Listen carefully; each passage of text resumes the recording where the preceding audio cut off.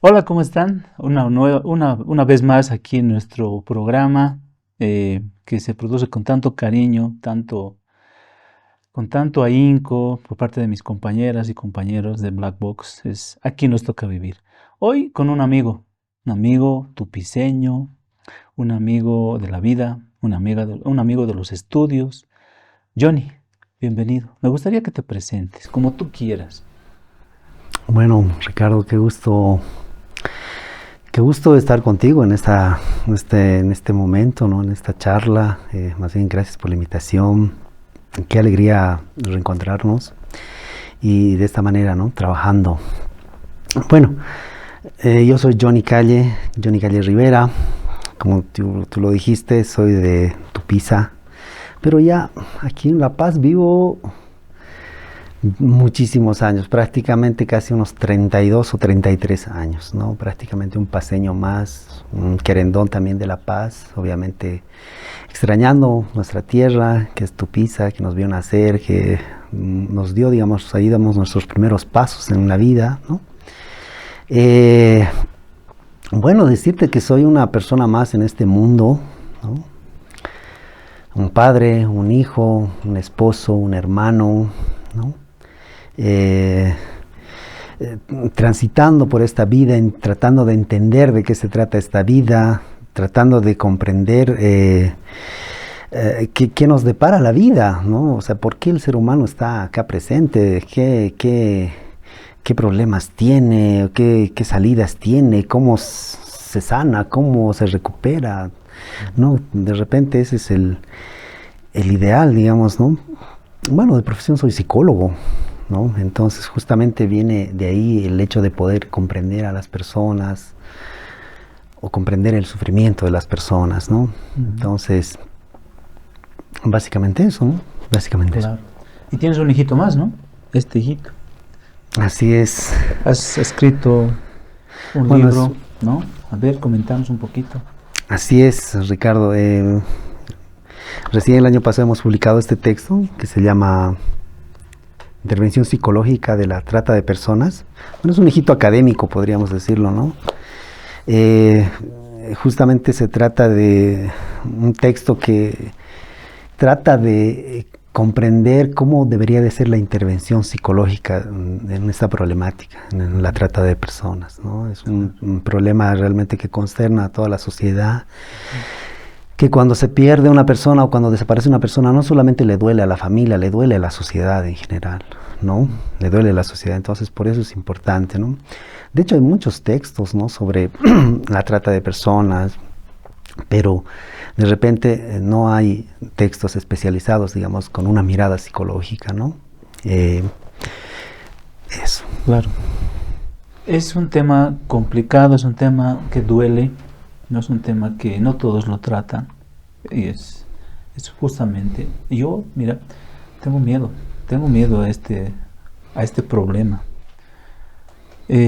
Como tú dices, cuando yo escucho, por ejemplo, las noticias, escucho que se ha perdido un niño que ha ido a comprar pan, o estaba caminando por el parque, o estaba caminando por el prado, un adolescente, un niño. O sea, realmente duele mucho, ¿no? Saber qué vida le deparará, ¿no? Y como padre también, uno se siente también temeroso, ¿no? Yo me acuerdo cuando era niño, jugaba hasta tarde en la calle, podía ir por toda la ciudad y nadie me decía eso, que digamos que me cuide, que no hable con extraños, ¿no? Era algo... ¿Por qué ha cambiado tanto, Johnny? ¿Por qué ahora hay que cuidar tanto a nuestros hijos, a nuestras hijas, a nuestros jóvenes, a nuestros niños? Incluso tú decías a hombres adultos, mujeres adultas. ¿Qué ha cambiado? ¿Por qué es así ahora y antes no era así? Bueno, yo pienso que el mundo se ha vuelto más peligroso.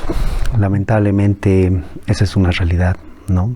Si bien, es como tú dices, ¿no? Cuando éramos niños podíamos jugar hasta tarde en la calle, ¿no? Podríamos ir a la tienda a comprar solos, una tienda de aquí a 2 cuadras y volvíamos tranquilamente.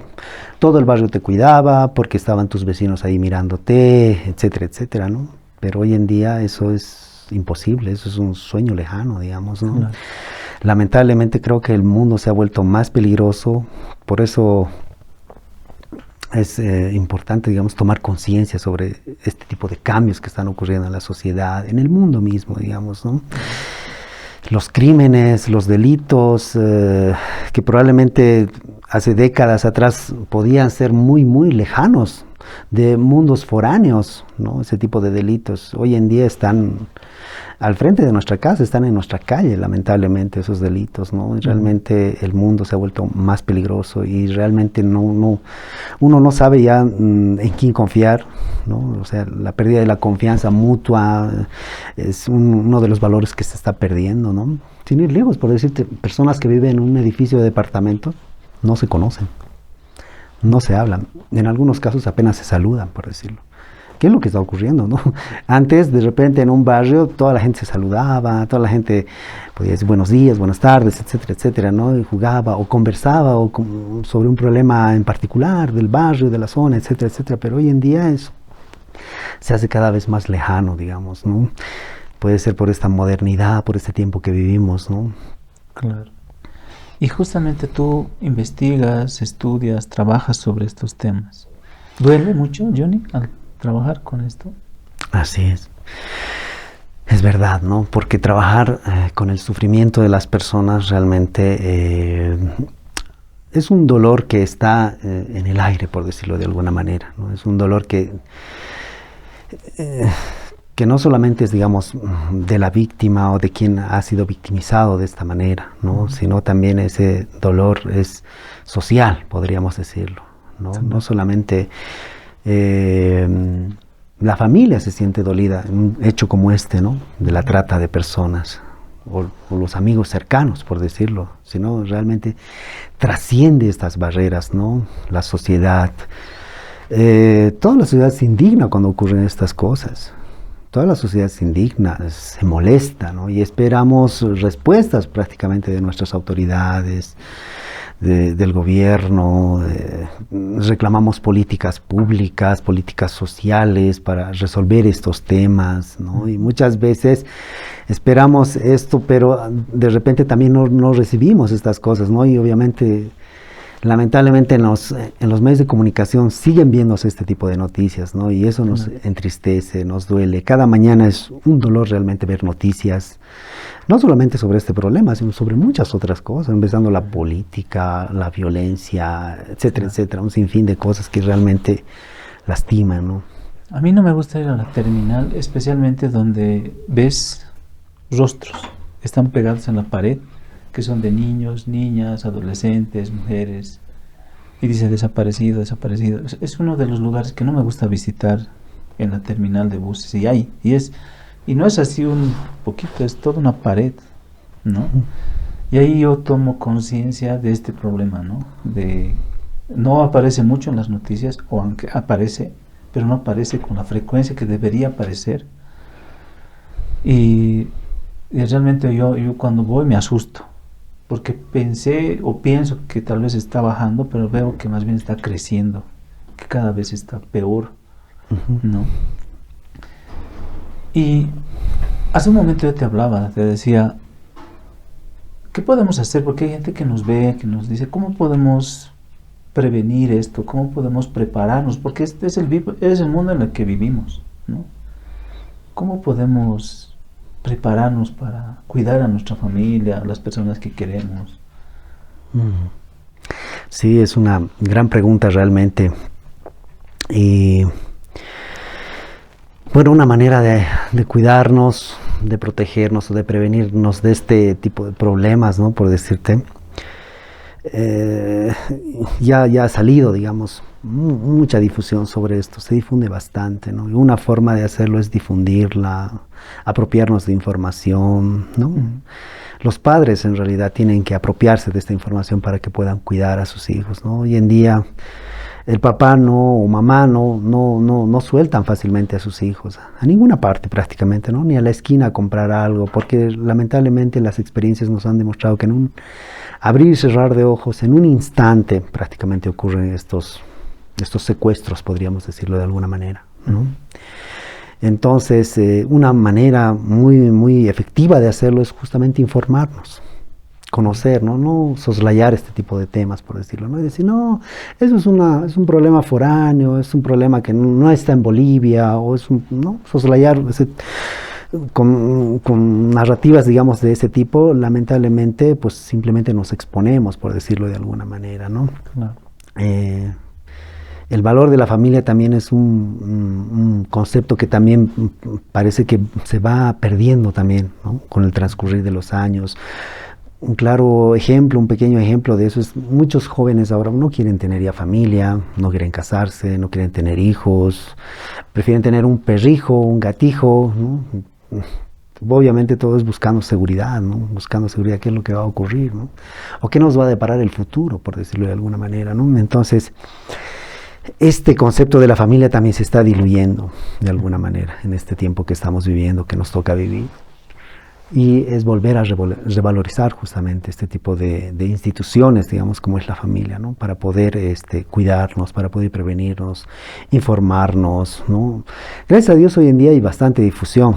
Sin embargo, a nivel del Estado todavía también, si bien han generado bastantes políticas, hay que seguir difundiendo porque esto no se va a perder, no va a desaparecer, ¿no? Uh-huh. ¿Tú eres papá? Así es. ¿Tienes un hijo? Un hijo. ¿Cuántos años tiene? Tiene 8 años. 8 años. Como padre tú tienes también, o sea, trabajas con este tema y tienes estos temores que nosotros tenemos también. Por supuesto, ¿no? Uh-huh. Creo que cualquier padre o madre, ¿no? Tiene este tipo de sentimientos de apego, de amor a sus retoños, ¿no? A sus seres queridos, a la esposa, a la familia, etcétera. Y entonces está también perviviendo pues esta ansiedad, por decirlo, ¿no? Esta angustia, podríamos decirlo, de esta preocupación de poder entender que también a nuestra familia no les ocurre ese tipo de situaciones, ¿no? Lamentablemente hay casos terribles en la sociedad que cuando esto ocurre prácticamente se destruye la familia, ¿no? Es un vacío existencial que nadie puede sanar. No se puede encontrar una explicación para lo que sucede, ¿no? La familia generalmente reacciona de esa manera, ¿no? Tenemos tantos ejemplos en nuestra sociedad de gente que ha desaparecido y que no sabemos dónde está su paradero. Esas familias no duermen, no tienen consuelo, no saben cómo van a responder, cómo van a seguir viviendo, ¿no? Y como te digo, es un vacío existencial que ocurre en estas familias, ¿no? Que nada prácticamente puede llenar, ¿no? Poder entender saber dónde está. En las noches cuando se van a dormir dicen, ¿dónde estará mi hijo? ¿Dónde estará mi hija? ¿Dónde estará mi bebé? ¿Qué estará haciendo? ¿Estará comiendo? ¿Estará sano? ¿Estará riendo? ¿Estará llorando? ¿Estará sufriendo? ¿O ya no estará? ¿No? Entonces, eso es un dolor que no se puede expresar prácticamente, ¿no? Y las familias, los padres realmente viven una situación muy, muy, muy dolorosa. Claro. Y como padre obviamente también lo pensamos, ¿no? A veces tratamos de encontrar explicación, ¿no? ¿Por qué ciertas personas se dedican a esto? O sea, a lucrar con el dolor, con el sufrimiento. ¿Por qué? O sea, vos que tienes experiencia en esto, que has estado trabajando ya tiempo, porque a veces hay que tratar de encontrar explicaciones, ¿no? O sea,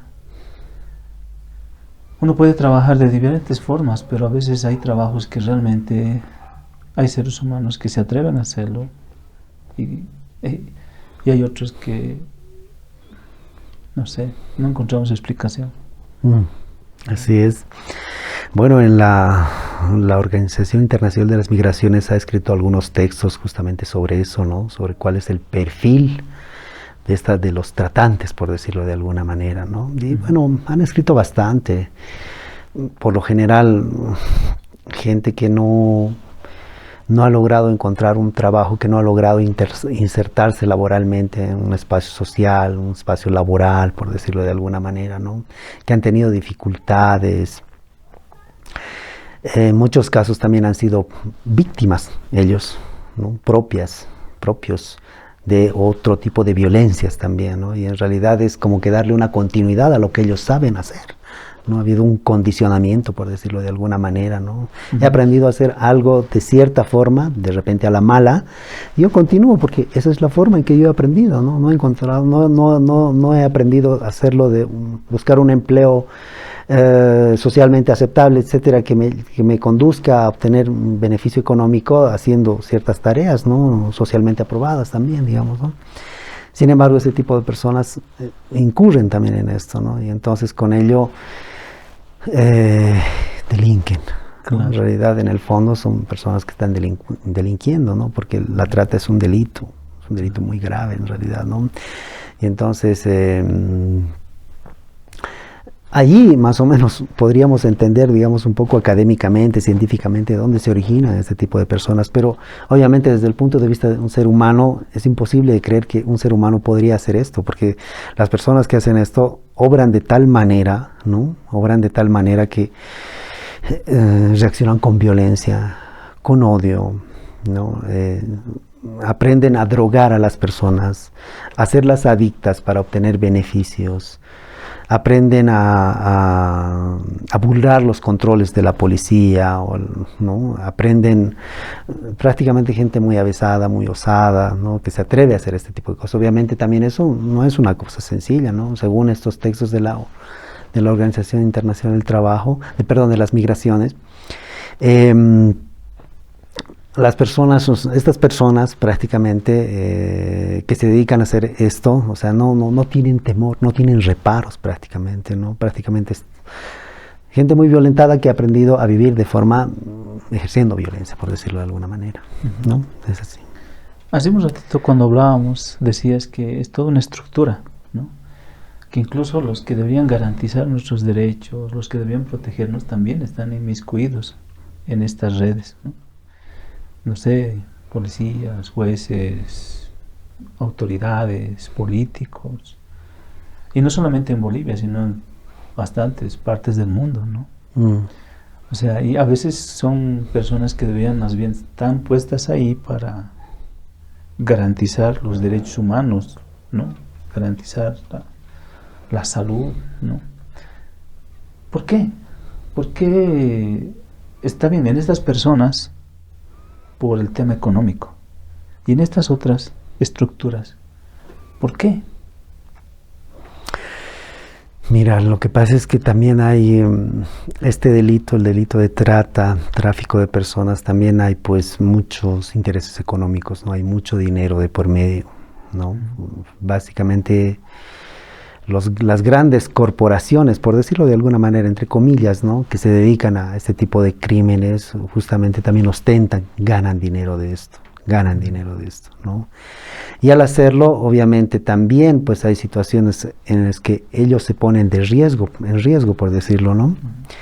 Y obviamente, como en el tema del narcotráfico, digamos, ¿no? El tema del narcotráfico tiene unas redes, unos tentáculos tan grandes que necesita operar no solamente con gente, con las víctimas, por decirlo, ¿no? Necesitan redes de distribución, necesitan redes de protección, y en ello también acuden pues, a estas instancias. Pueden ser instancias judiciales, instancias policiales, ¿no? Emulando un poco con el tema de la trata es lo mismo, ¿no? Hay autoridades, porque estos criminales obviamente pues favorecen también, ¿no? Se sienten favorecidos de este tipo de jueces, policías, ¿no? Que también pues a requerimiento, cuando los necesitan, pues los utilizan, ¿no? Y entonces muchas veces la policía hace de la vista gorda en este tipo de situaciones, ¿no? Simplemente no atiende, no ve, no ha visto, ¿no? Mira, ¿qué te puedo decir? Últimamente se ha dado a la policía, por ejemplo, muy involucrada, digamos, en muchos hechos de corrupción, de extorsión a los ciudadanos, ¿no? Lamentablemente no está en un buen momento la policía, pero sin embargo, este tipo de crímenes con una policía con esas características, lamentablemente, pues es un foco de cultivo prácticamente, ¿no? Para seguir creciendo, por decirlo, ¿no? Se benefician mucho. Realmente es muy triste entender que quien debiera protegernos, debiera cuidarnos, hace de la vista gorda o en todo caso ya nos entrega en bandeja de plata también, ¿no? Claro. Tú estás trabajando en este tema, ¿no? Con las víctimas, ¿no? Has escrito un libro muy interesante que tiene que ver sobre la intervención psicológica en víctimas de trata de personas. Una persona que vive situaciones de trata, ¿cómo queda? ¿Cuál es el producto de esta situación? Uh-huh. Vos que lo has visto desde la parte clínica. Bueno, entender el sufrimiento humano realmente es una tarea ardua, ¿no? Las personas que son victimizadas, digamos, ¿no? Por este delito, no hay palabras para describir el sufrimiento, prácticamente, ¿no? De repente el vocabulario se puede ser muy pequeño a la hora de describir el llanto, el dolor, la amargura, el sufrimiento, no solamente físico, ¿no? Básicamente el psicológico, por decirlo de alguna manera, porque es algo que uno podría pensar impensable, o sea, no te puedo creer, por decirlo, lo que me estás diciendo no te lo puedo creer, pero en realidad son situaciones desgarradoras que han vivido estas personas, golpeadas, sometidas, esclavizadas, ¿no? Para desarrollar una actividad, por decirlo en este caso sexual, podríamos decir. Que si ofreces resistencia, lamentablemente vas a ser sometida, vas a ser golpeada, vas a ser violada. Con este enfoque de vas a aprender a trabajar de esta forma, ¿no? Uh-huh. Aquí se trabaja de esta forma. Vas a ser drogada, ¿no? Entonces es una situación innombrable realmente lo que las víctimas comentan, digamos, a la hora de hacer la entrevista, la terapia misma, ¿no? Entonces, uno podría decir, ¿qué clase de ser humano es capaz de hacer esto? De lastimar tanto a una persona, de violentar tanto a una persona. Y lamentablemente existen seres humanos así, ¿no? Y está organizado de tal manera cómo se forma o cómo funciona este delito que al final termina sometiendo a esa persona, ¿no? A eso algunos teóricos le han llamado síndrome de Estocolmo, ¿no? El síndrome de Estocolmo es a fuerza de condicionamiento y de golpes y de violencia, pues aprendes a querer a tu captor, a tu violentador, ¿no? Y al final ese tipo de personas pueden hacerte creer que en vez de que ellos no son malos, por decirte, sino que más bien te están ayudando, ¿no? Y tú de repente puedes llegar a creer eso. Ah, sí, yo con él vivo, gracias a él estoy aquí, gracias a él me permite vivir. Y es más, en algunos casos se han visto casos extremos realmente en que estas personas o las víctimas se pueden llegar a enamorar, pueden llegar a empatizar mucho con estas personas, ¿no? Se identifican, los defienden. Por eso es un poco complicado, digamos, saber o cuando se busca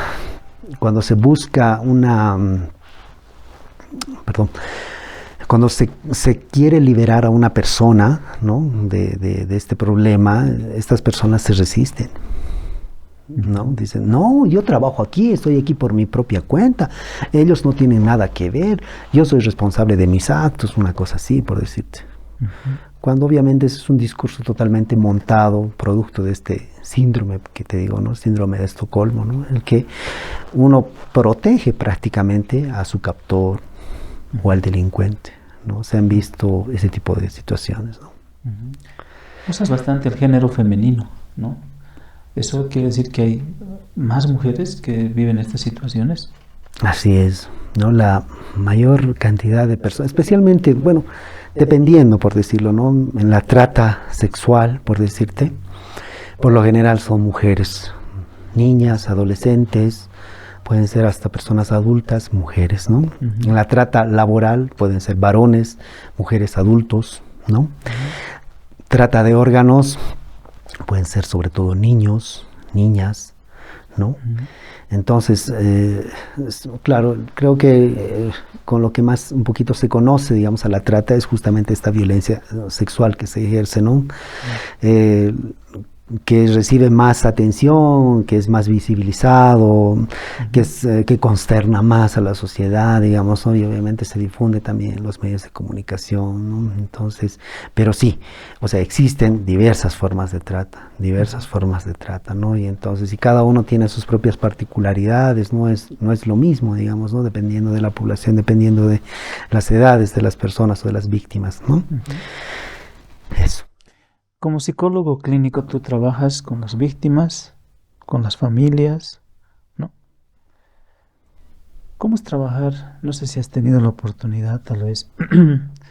¿Cómo es trabajar con una familia en la que ha desaparecido totalmente desde el punto de vista clínico? No sé si has tenido, si no lo tienes, no te preocupes.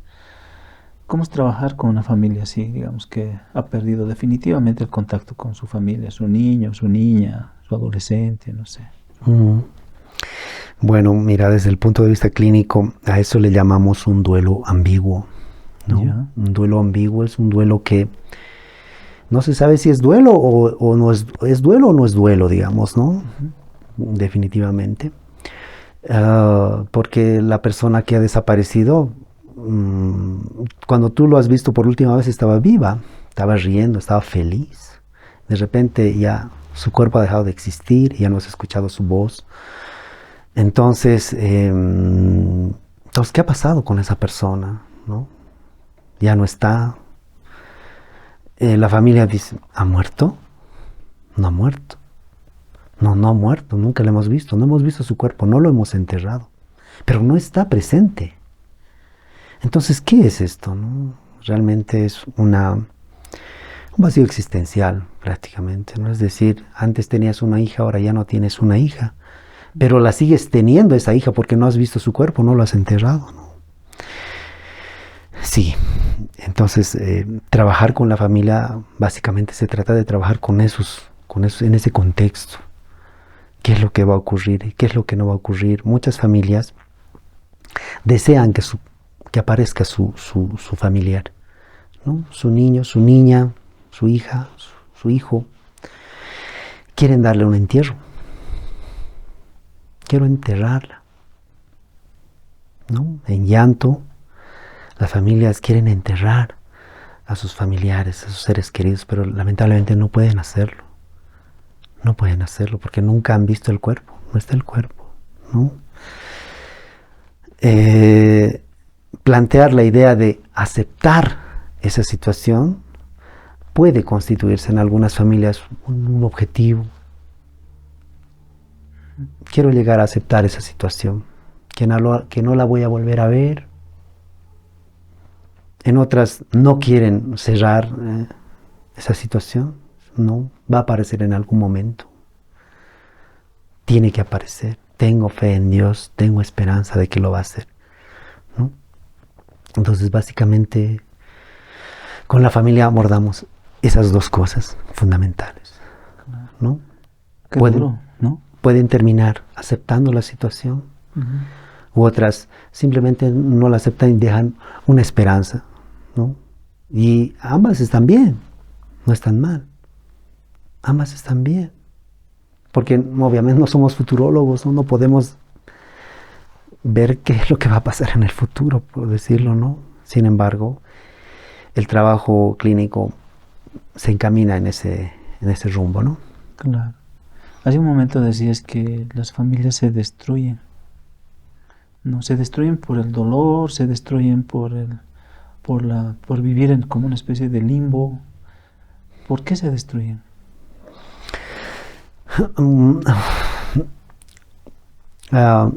Bueno, se destruye en este sentido, ¿no? El perder a un hijo realmente es una situación totalmente desestructurante para una familia. Pueden aparecer culpas. Que ¿por qué le has mandado a comprar pan justo ese momento? Es tu culpa, ¿no? O ¿por qué le has mandado a esa hora a la universidad? O no sé, no debías inscribirle en esa universidad por haber salido tal. ¿Por qué le has dado permiso para ir a esa fiesta? No sé, cosas así pueden suceder, ¿no? Y entonces las familias tienden a culpabilizarse, porque en realidad cuando ocurre esto, es un caos la familia, ¿no? Es una desesperación total, ¿no?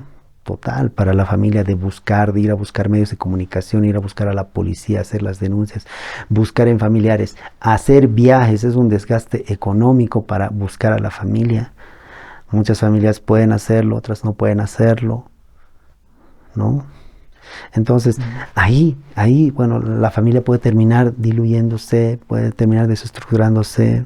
En otros casos, la familia también puede terminar uniéndose más para buscar, ¿no? Para encaminar sus esfuerzos para hacer diversas actividades, para buscarlo, etcétera, etcétera. Pero a partir también de resolver este tipo de situaciones como la culpa, por ejemplo, ¿no? Lamentablemente, bueno, la culpa es un problema que lo tenemos tan arraigado. Es fácil echar la culpa a todo, a quien sea, no sé. Claro. Qué difícil, Johnny. Como terapeutas, como psicólogos, complicado. Trabajar, ¿por dónde empiezas? O sea, ¿cómo alivias a esa familia? Es complicado. Pero tu experiencia terapéutica, digamos, te da las herramientas como para poder abordar estas familias, ¿no? Así es, justamente de eso se trata nuestro trabajo, ¿no? De poder abordar, bueno, en realidad hay diversas situaciones, ¿no? Muchas veces podemos pensar que ha ocurrido una situación de trata, un secuestro, etcétera, y la familia va a reaccionar de una única manera. En realidad reacciona de diferentes maneras. Una familia puede hacerlo muy, muy desestructuralmente, puede terminar en divorcio, separación, odios, etcétera, etcétera. Otras familias pueden hacerlo de una manera más funcional, por decirlo de alguna manera, ya más unida, más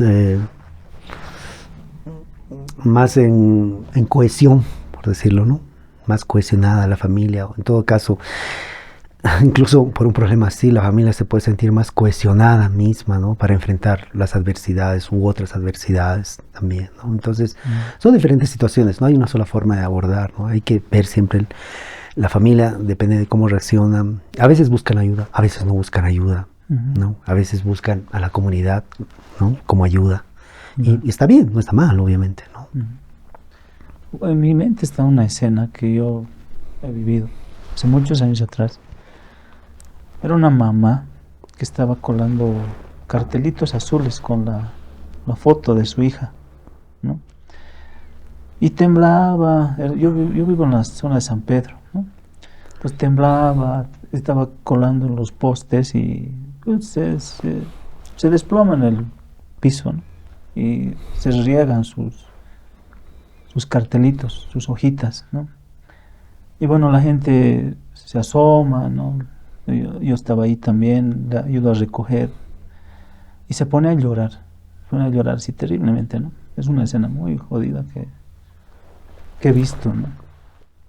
Y bueno, lo único que le hacemos es tranquila, va a aparecer. ¿Cómo trabajas eso como terapeuta con la familia? O sea, ¿trabajas con la esperanza? ¿Trabajas con la resignación? ¿Cómo abordas esto? Bueno, hay varias cosas, ¿no? Hay varias cosas, es justamente lo que tú dices. En algún momento hay que trabajar con la resignación, ¿no?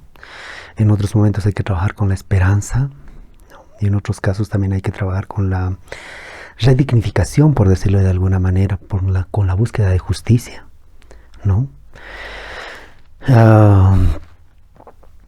La esperanza no se trata de vender ilusiones, sino de enfrentar la realidad y ver en qué momento puede ocurrir un milagro, ¿no? Puede presentarse una situación diferente, ¿no? O con la esperanza, ¿no? Con la esperanza. De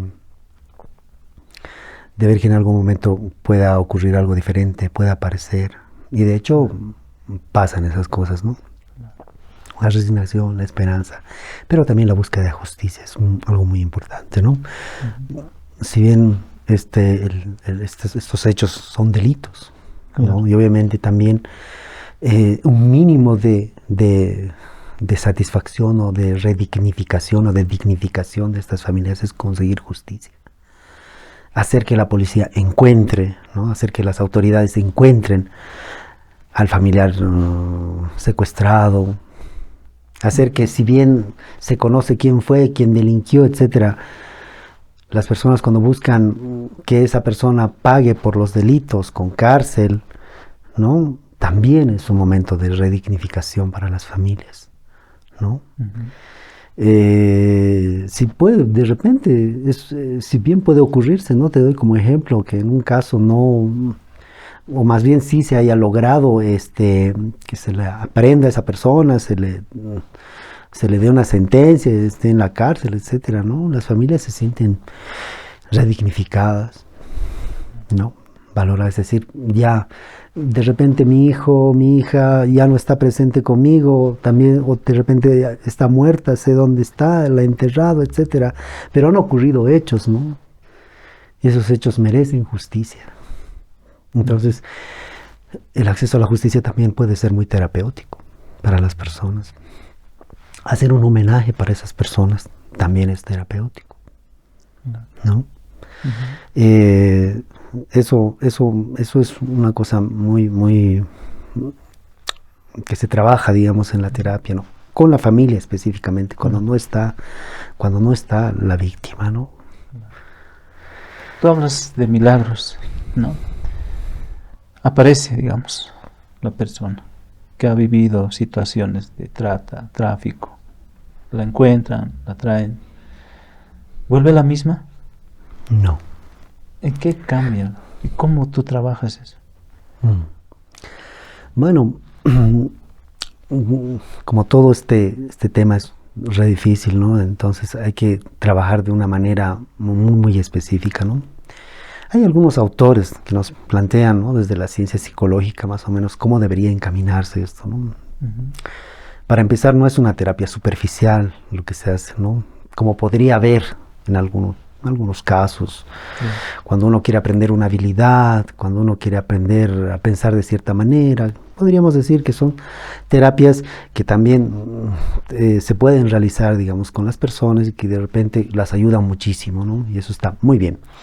En este tipo de casos no se requiere una terapia, nosotros le llamamos reconstructiva, ¿no? Es una terapia que trabaja en el profundo del dolor humano prácticamente, ¿no? En el que como tú dices, ¿no? ¿Cómo llega esa persona? Esa persona de repente ha cambiado, ya no es la misma, ya no es de repente la persona inocente que conocía a su familia en algún momento, ¿no? Sino es otra persona que tiene otras ideas, que tiene otra forma de entender el mundo, que tiene otra forma de ver el mundo, de pensar sobre su familia, sobre ella misma, sobre sus amigos, sobre etcétera, sobre todo. Sobre el matrimonio, sobre los hijos, etcétera, etcétera. No es esa persona que conocías antes, era una persona ilusionada, etcétera, etcétera, ¿no?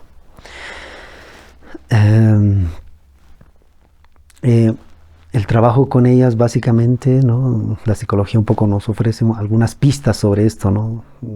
Ocurren básicamente tres estadios, por decirlo de alguna manera, ¿no? Y el primero es aprender a enseñarle, ¿no? A enseñarle prácticamente a la víctima a que pueda concebirse o percibirse como una víctima, porque muchas veces no lo entienden así, no se perciben a sí mismas como víctimas, ¿no?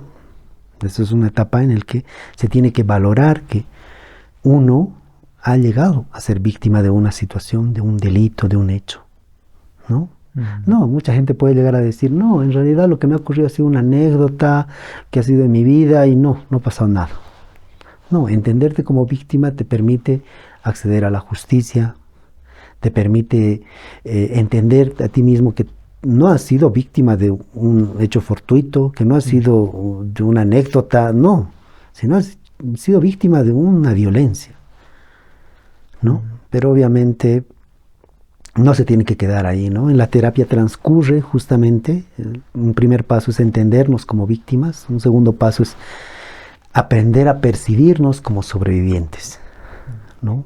En este camino, obviamente ya en esta parte es cuando la víctima, que ha sido victimizada, aprende a separar el problema que ha vivido con lo que es ella misma, ¿no? Yo soy una persona que tiene nombre, que tiene una historia, que ha vivido un hecho, que ha vivido una violencia, ¿no?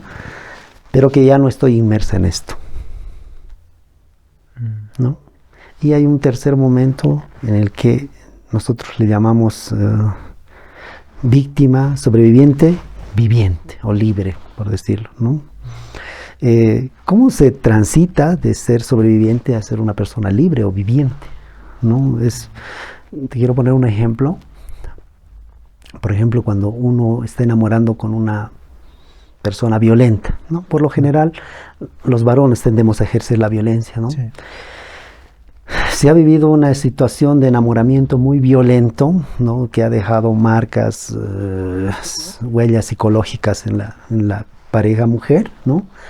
De repente la mujer tiene que transcurrir también esta etapa, ¿no? Estos estadios, por decirlo, ¿no? De reconocerse como víctima, sobreviviente y viviente. Cuando está en una etapa de sobreviviente, esta víctima todavía tiene temor, no sé, de repente se cruzan en la calle en algún momento y sabe que esa persona ha sido violenta, entonces va a tender a evitar a esa persona. No, me voy al carril, a la acera del frente, no quiero toparme con esta persona, no quiero saber nada de esta persona. Y puede sentir temor, puede sentir taquicardia, eso es un síntoma de que hay temor, de que todavía las cosas, si bien están separados, ya no están juntos, pero todavía esas sensaciones de daño persisten en la persona, ¿no? Entonces la etapa de transcurrir de sobreviviente a viviente es justamente el viviente ya deja de sentir eso. Es como cuando, allá está mi expareja, no siento nada, puedo pasar por su frente y puedo saludarle y decirle, hola, ¿qué tal? ¿Cómo te va tu vida? Adiós. No siento ni dolor, ni amargura, ni pena, ni nada.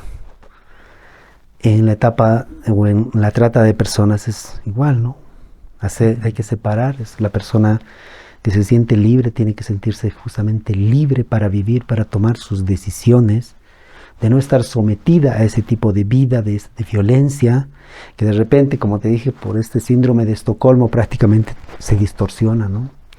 Va a aprender a percibir correctamente quiénes la violentaron, que quienes la violentaron no eran sus amigos, ¿no? No eran unas personas buenitas, sino eran personas que obviamente no se merecen el respeto, por decirlo, ¿no? De alguna manera, ¿no? Entonces, la terapia transcurre más o menos en esas etapas, ¿no? Y para ello, obviamente, la psicología tiene un bagaje de herramientas, digamos, de trabajo, ¿no? Uh-huh. Pero la idea es justamente llegar a esta parte. Claro.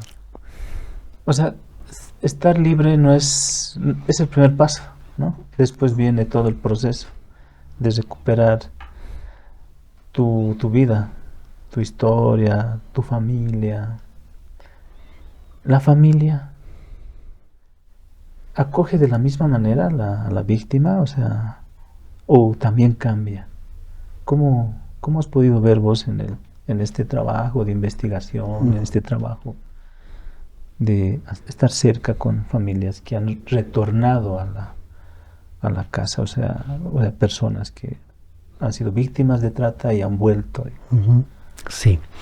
Bueno, en un primer momento ambos cambian, ¿no? Porque no son las mismas personas.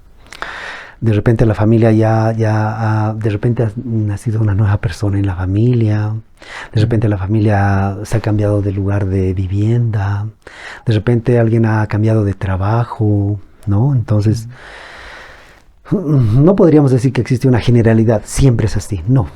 Hay familias que pueden cambiar, pero lo fundamental es que siempre acogen, ¿no? Hay familias que no podían haber cambiado mucho, pero realmente es una celebración magnífica de cuando se encuentra la persona, pero observan que obviamente la persona que ha vuelto no es la misma. Entonces ahí es donde solicitan la terapia, ahí es donde solicitan, digamos, ¿no? Un asesoramiento, una asesoría, etcétera, ¿no? Para ver cómo pueden nuevamente encajar, ¿no? ¿Por qué? Porque se van a presentar problemas. Porque la persona que ha sido victimizada de trata de personas, pues ha aprendido cosas, ¿no? Ha aprendido a ganarse el dinero de otra forma y de repente a ganar mucho dinero haciendo una determinada actividad, por decirlo. De repente la familia pues se contrapone, digamos, a eso, ¿no? No está de acuerdo con que ¿por qué la familia le puede ofrecer, por qué no estudias, por qué no entras a la universidad, por qué no desarrollas una profesión, por qué no haces un negocio de esto, otro, etcétera? Pero la otra persona de repente, no, pero es mucho esfuerzo, mucho trabajo, no voy a ganar lo que ganaba yo, etcétera, etcétera, ¿no? Claro. En el caso de la violencia sexual, violencia laboral, digamos, el caso de los varones, ¿no? Puede aplicar ese tipo de situaciones, ¿no? La familia entonces cambia, pero lo más importante es que acogen muy bien, porque realmente es como volver a meterte el corazón en el cuerpo, prácticamente. Para seguir viviendo. Es un respiro, ¿no? Para la familia. Obviamente aparecen otras cosas, exceso de cuidado, etcétera, ¿no? Porque las familias realmente son brutalmente impactadas, ¿no? Por ese tipo de hechos. Entonces, también la terapia justamente se trata de poder encajar, ¿no? De poder lograr esa nueva cohesión en esta familia con el nuevo integrante, ¿no? Bueno, que no es nuevo integrante en realidad, ¿no? Es volver a tu lugar, digamos, ¿no? Claro. Volver a tu lugar, ¿no? Pero sí, ahí se presentan estas dificultades, ¿no? Que también hay que conciliar estas actividades entre los deseos de la familia, los deseos de la persona que ha sido victimizada, ¿no? Claro. O sea, a una persona le cuesta mucho recuperar esos espacios que antes tenía, ¿no? ¿Y cómo recupera, digamos, un adolescente que ha sido secuestrada, por ejemplo, ya no iba al colegio?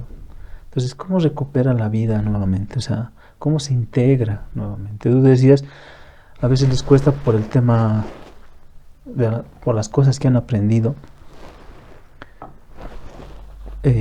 A veces se vuelven desconfiadas, temerosas, ¿no?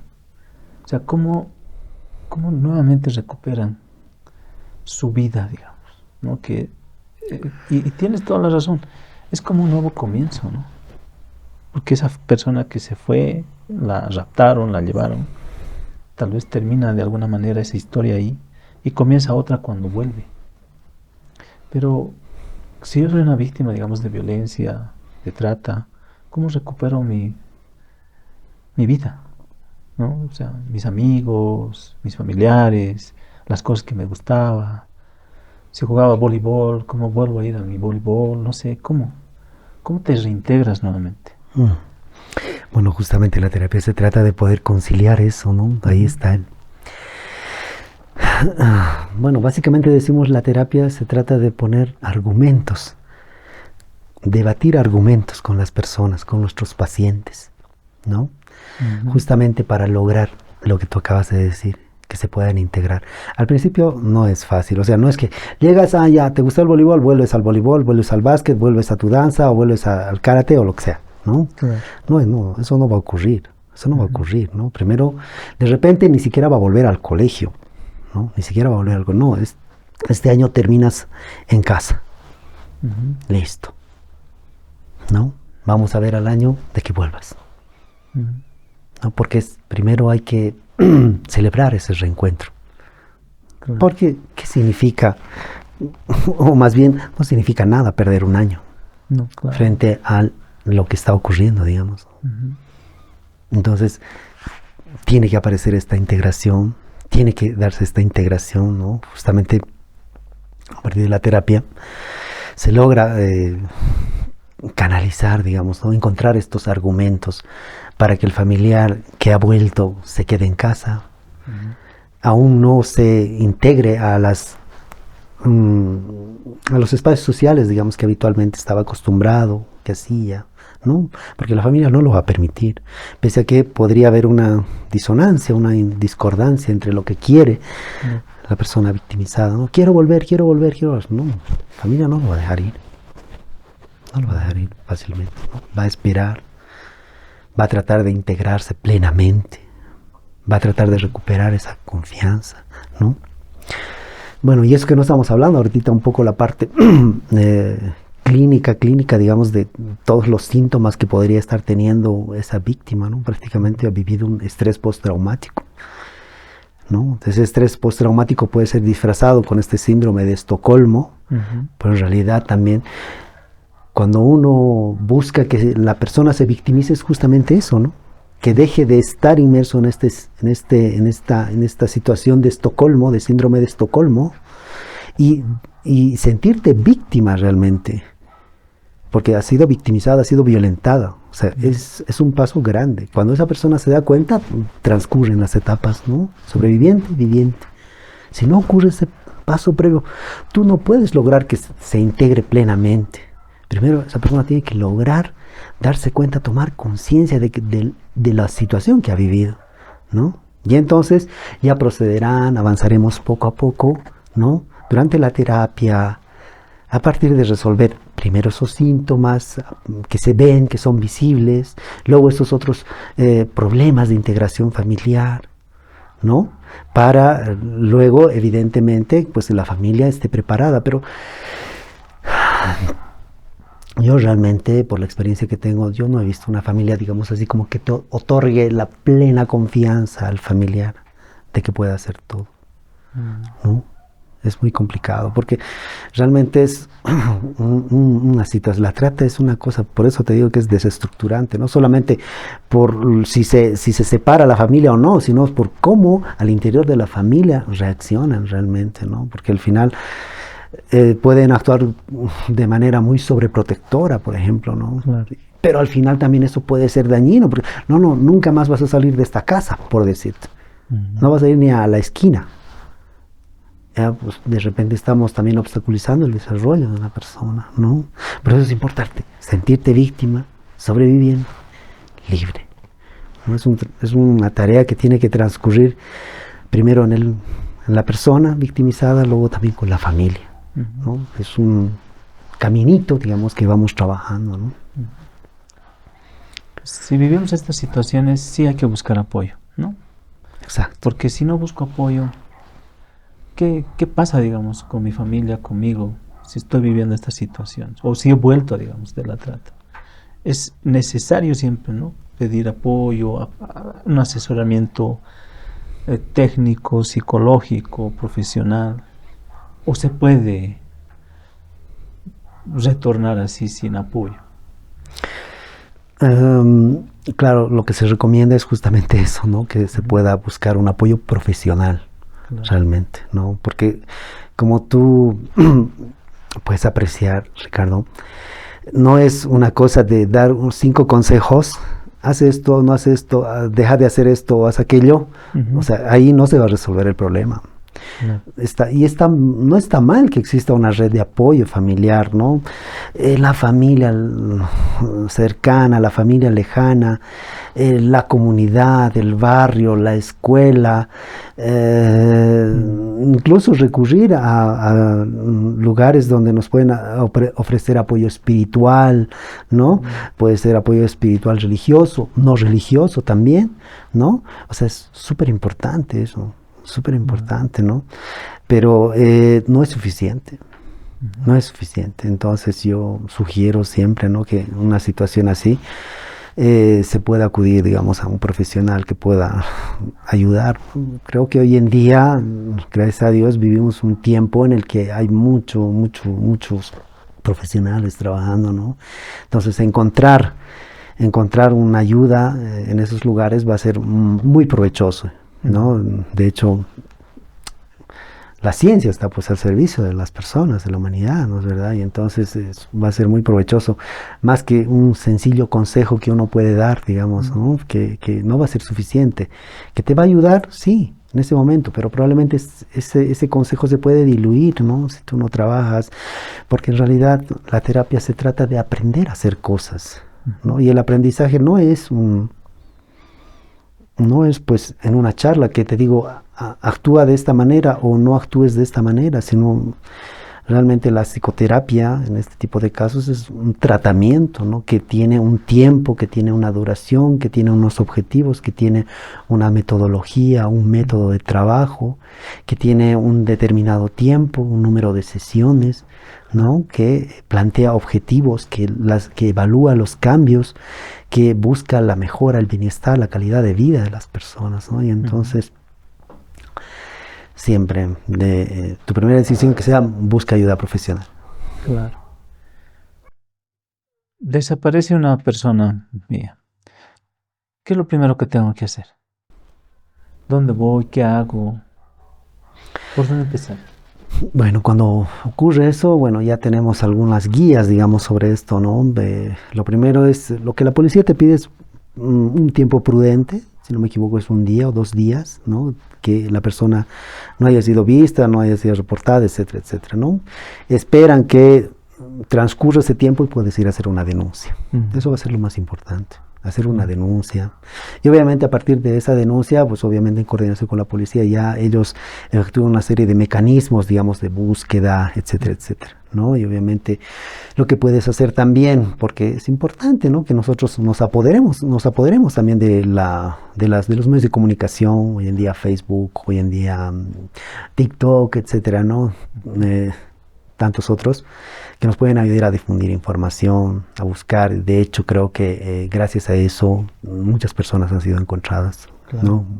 Justamente esta difusión rápida ha permitido que muchas personas se alerten, busquen, encuentren o por lo menos filmen imágenes y entonces ofrezcan pistas para poder encontrar a las familias, ¿no? Va a ser lo primero. Algo que no me gusta, pero que obviamente creo que no estamos en la posibilidad de refutar a lo que dice la policía, es que tengas que esperar este tiempo, ¿no? Porque evidentemente la familia está pues, desgarrada prácticamente cuando ocurre un hecho así, ¿no? Y 24 horas, 48 horas es mucho. Puedes salir por cualquier frontera de Bolivia en ese tiempo, ¿no? O adentrarte. En 3 horas puedes salir de Bolivia por Claro, Perú. adentrarte en las partes más más alejadas de Bolivia, ¿no? O sea, parece que hay que ir puliendo ciertas cosas, ¿no? Entonces, lo primero que tengo que hacer es ir a la policía, alertar, dejar la denuncia, esperar ese tiempo. ¿Qué más puedo hacer? Puedes ir a buscar a esa persona por ti mismo, los lugares que habitualmente iba, ¿no? De repente estaba por la universidad, puedes ir a buscar cerca de la universidad o donde estudiaba, dónde se encontraba con sus amigos, puedes ir a preguntar a sus amigos, puedes ir, por eso es importante que nos estemos alertas, ¿no? Que nuestros hijos no pueden ser unos extraños, digamos, sino saber con quiénes también se relaciona, digamos, ¿no? O sea, sus amigos, los amigos de nuestros hijos no pueden ser unos extraños, tienen que ser también personas conocidas para nosotros, ¿no? Tenemos que saber realmente con quiénes anda, qué hace, qué actividades hace, es algo súper importante. Tener incluso los teléfonos de esas personas, dialogar con los hijos, porque preguntar quién era tal niño, tal niña, tal chico, tal chica, etcétera, etcétera, ¿no? Saber dónde vive, qué hace, ¿no? Es una forma de prevenirnos, porque cuando ocurra un hecho así, pues vamos a poder ir a buscar ahí, ¿no? Claro. Otra cosa que podríamos ir a buscar la terminal, a las terminales, al aeropuerto, ¿no? Lugares donde obviamente están los medios de transporte, digamos, que hacen viajes largos, ¿no? Por ahí sale. Por ahí salen, por ahí salen. Porque, por eso es que tú decías, ¿no? En la terminal no te gusta ir porque ahí dejan las fotografías de las personas que han desaparecido, porque en realidad pueden salir por ahí, puedes verlos. En las terminales hay cámaras que están filmando. Puedes ir a buscar, puedes encontrar ahí a las personas. Ah, no, aquí está, mira, estaba viniendo. ¿Quién es esta persona? Es un extraño, no lo conozco, y le está agarrando del brazo y les parece que le está empujando, ¿no? Muchas personas han encontrado así a sus familiares, te cuento. Han encontrado, mira, aquí está mi hija, ha salido en el video. Y están haciendo obviamente sus acciones legales para poder investigar quién. Hoy en día pueden reconocer los rostros de los delincuentes, pueden reconocer los rostros de las víctimas, ¿no? Entonces es una cosa muy buena también. Claro, ahora es así, ¿no? Antes, imagínate, hoy en día obviamente es más difícil cometer ese tipo de delitos, ¿no? sin ir lejos, hace unos, no sé si el año pasado, no se han perdido niños, bebés, Sí, bebés. Sí. ¿no? Y obviamente los han visto en las cámaras y obviamente eso ayuda, ¿no? No sé si, creo que aún no los han encontrado, pero eso ayuda, da pistas de quiénes eran esas personas, ¿no? Entonces, eso ayuda bastante. Entonces, prevenirte, informarte, conocer, socializar con los amigos de tus hijos, ¿no? Te va a ayudar muchísimo. Claro, entonces, desde luego, una buena comunicación con los hijos, conocer sus entornos, conocer sus intereses. Por ejemplo, tal vez siempre he querido conocer Chile, Argentina. Esa información es necesaria también porque puede ser que, ¿no? ¿Qué es más riesgoso para este tipo de problemas? ¿El estar en las redes sociales o estar en contacto con personas que pueden hacer este tipo de cosas? Porque uno escucha, ¿no? Que digamos, por estos juegos que hay, la gente se contacta con ellos, los citan en ciertos lugares, después ya no los vuelves a ver. ¿Qué podemos hacer como padres para controlar estos espacios que a veces cuando estamos trabajando en el trabajo nosotros no sabemos qué están haciendo nuestros hijos, con quién están hablando, qué están jugando? ¿Qué hacemos para también prevenir? Gracias. Para prevenir esto. Mira, has tocado un tema muy interesante, Ricardo. Es el tema de las redes sociales, ¿no? O sea, como padres no podemos dar por vía libre a que nuestros niños, nuestros hijos, ¿no? Estén viendo cualquier contenido, por decirlo, ¿no? Claro. Tenemos que saber con quién se están contactando, porque, bueno, de las experiencias que yo conozco, niñas han sido contactados por personas mayores, con engaños, haciéndoles creer de que están enamorados de esas personas, de que son amores secretos, una cosa así, ¿no? Claro, Y obviamente son engaños, ¿no? Se citan, ¿no? manipulaciones. Yo ¿no? conozco casos específicos así en el que papá va con la niña porque se cita, porque el papá descubrió que la niña a través del chat estaba contactándose con cierta persona que supuestamente era un amor secreto, que quiero conocerte, etcétera, nos veremos en tal lugar, ¿no? La niña le cuenta a papá, papá dice, vamos a ir. Y hacen una especie, entre comillas, una trampa, por decirlo, ¿no? ¿Sabes si encuentran? Una persona adulta. ¿No? O sea, la denuncia, etcétera, ¿no? Una cosa así. Pero es así, ¿no? Las personas prácticamente, si bien las redes sociales nos permiten, digamos, acceder a tanta información, hay que saber discriminar qué información vamos a entregar a nuestros hijos, ¿no? Qué pueden ver, qué no pueden ver, qué es lo que pueden hacer, qué es lo que no pueden hacer, ¿no? Muchas veces incluso niñas, niños están creando sus cuentas en Facebook, en Instagram, en TikTok, etcétera, etcétera, ¿no? Y entonces ahí lamentablemente es un espacio, porque la red, ¿no? La web es un infinito, es un mar de información y mar de personas que uno no podría realmente conocer al 100%, digamos, ¿no? Entonces es un problema. Pero también, ¿no? Estas otras personas, ¿no? Conocer gente extraña que te esté ofreciendo cosas, que te esté ofreciendo una vida que de repente para ti podría ser imposible, pero que te la ofrecen en bandeja de oro, hay que desconfiar, obviamente, ¿no? Y te decía, te voy a ofrecer un trabajo en el que te voy a pagar 5,000 bolivianos. ¿Por hacer qué? Solamente por dar likes, no sé, te doy un ejemplo. Pues de repente un adolescente eso, wow, no puedo creer, ¿no? Y entonces sí, me conviene, etcétera, ¿no? Y ya está, pues caíste redondito, ¿no? Y entonces hay que desconfiar de ese tipo de situaciones también, ¿no? Entonces hay que tener recaudo, digamos, para exponerse a ese tipo de situaciones, ¿no? Desconfiar, básicamente, ¿no? Porque ¿quién te ofrece 5,000 bolivianos por poner likes? No, nadie. Claro.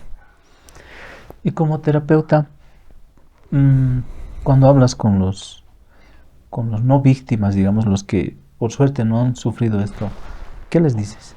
O sea, ¿cómo? Acabas de decir algo muy importante. Nadie te va a regalar algo porque siempre quieren algo a cambio. Tu cuerpo, te quieren explotar o quieren hacer algo. O sea, de buena manera no te van a dar ese dinero, ese celular, estas cosas que te ofrecen así fácil. Como terapeuta, según lo que tú has visto, ¿cómo podemos ir generando en nuestros niños como especie de alertas y y cosas que las puede autoproteger, porque a veces no estamos las 24 horas con nuestros hijos, ¿no?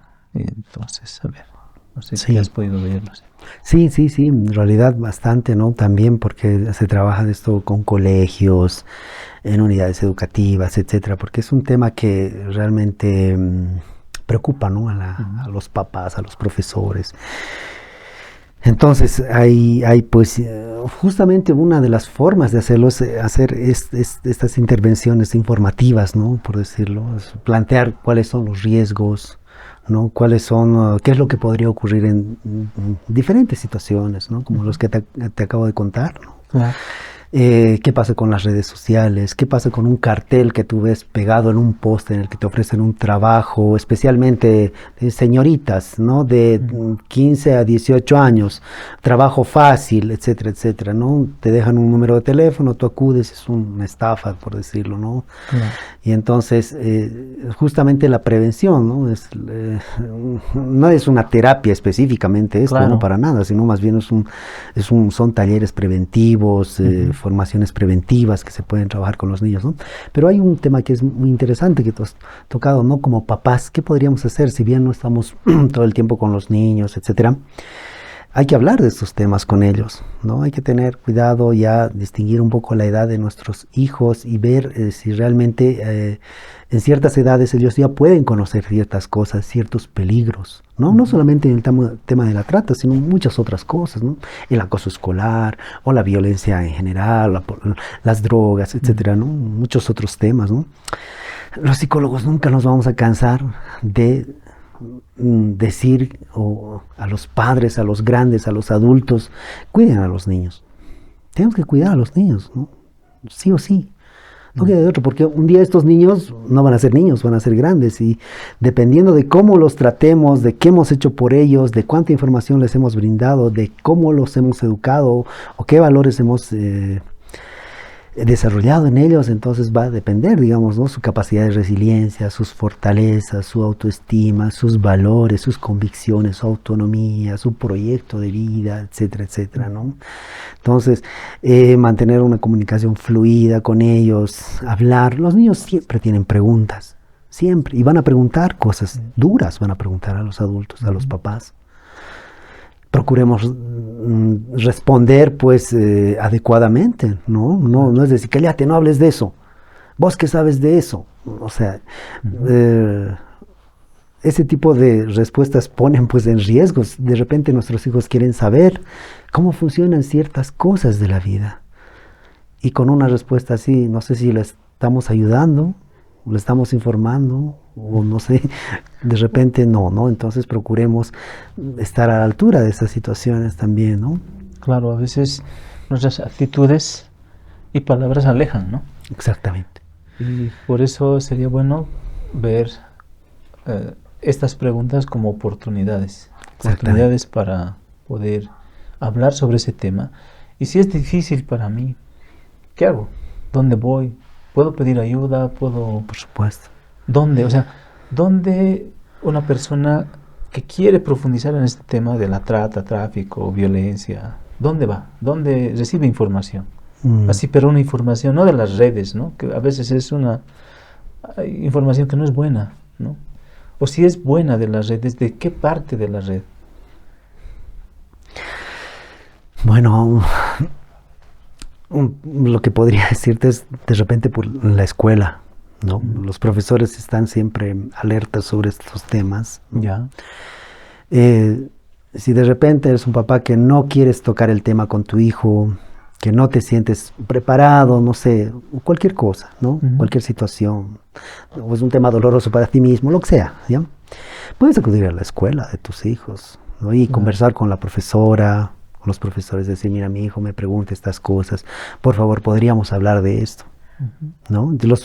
Los profesores tendrían que responder encantados, porque justamente ellos son también, no vamos a decir que son los padres, pero sí tienen por su profesión misma, ¿no? Tienen la capacidad de poder transmitir esa información de forma idónea, adecuada, ¿no? Claro. Y obviamente ellos siempre están actualizándose, y sobre estos temas siempre están también preparados, ¿no? Ellos conocen muchos temas, no solamente esto, y entonces podría ser una forma Pero decirte, digamos, acudir a un lugar donde te puedan ofrecer una información específicamente sobre trata, yo no sé hasta qué punto, digamos, en la Defensoría de la Niñez o en los SLIMs o en la Defensoría del Pueblo, en otras ONGs, digamos, ¿no? Claro.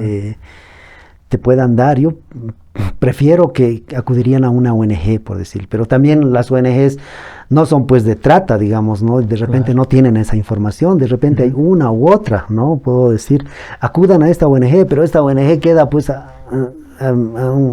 queda lejos de mi casa, no sé dónde es, etcétera, etcétera, ¿no? Entonces, Claro. de repente buscar páginas así de, yo prefiero que sea a través de las redes, pero acudir, digamos así, a ONGs que están en el tema sobre este problema, ¿no? Con observatorios, con estadísticas, con formas de entender, de transmitir, de tratar el problema, ¿no? Porque hay bastantes, la verdad, hay bastantes, ¿no? Y entonces se podría acudir, obviamente, esa es información confiable, es información confiable. Sumamente interesante, Johnny. O sea, yo me quedaría aquí hablando contigo mucho tiempo y felicidades por el libro. Muchas Gracias. felicidades. Yo invito a todas las personas a que puedan leerlo. ¿Cómo lo pueden adquirir, Johnny? ¿Dónde? Mira, de momento lo está vendiendo mi editorial, que es Rincón Ediciones.